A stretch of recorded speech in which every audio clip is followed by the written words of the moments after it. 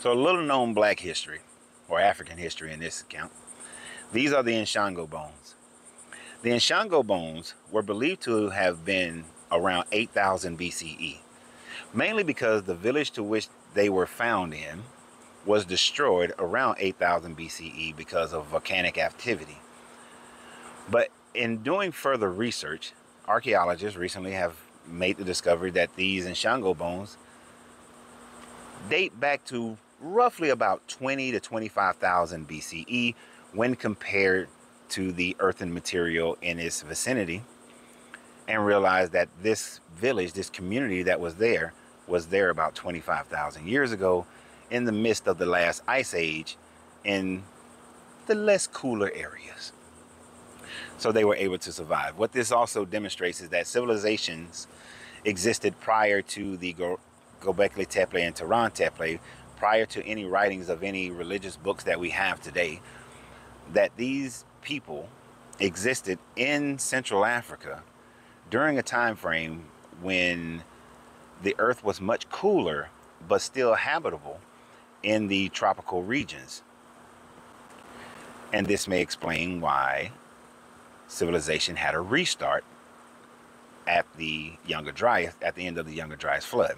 Now, one of the most amazing things about this is not the fact that they existed, and not the fact that they existed in a community, and that community was involved in agriculture, because Mesopotamia is credited with the first agriculture with the Sumerians, but this demonstrates that agriculture was something that was going on much prior to the Sumerians. But the most amazing thing here is that the notches on the Ishango bone represents the fact that complex mathematics were already being done 25,000 BCE.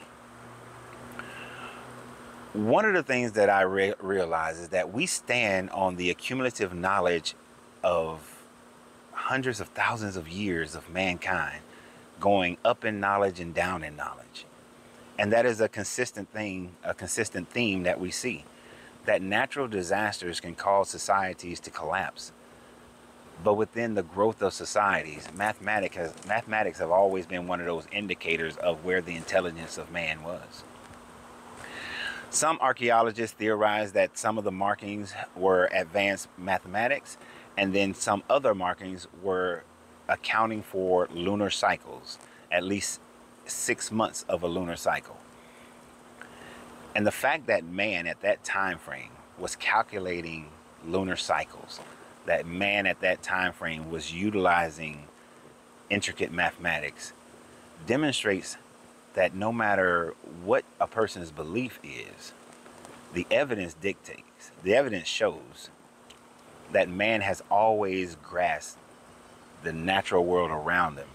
Man has always wondered about the natural world around him, and that man has existed much longer than any religion can ever claim based on their books, which means that their religion is invalidated.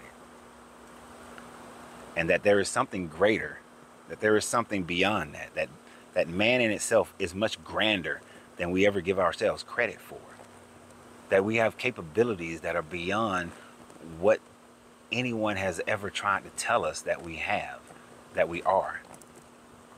And that all we have to do is continue to reach forward and not hand check ourselves into these little boxes that diminishes who we are and gives us a diminished return. If our ancestors of humankind 20,000, 25,000 year BCE was doing this, how much further could we be if we stopped stunting our growth with waiting for pie in the sky to come and deliver us?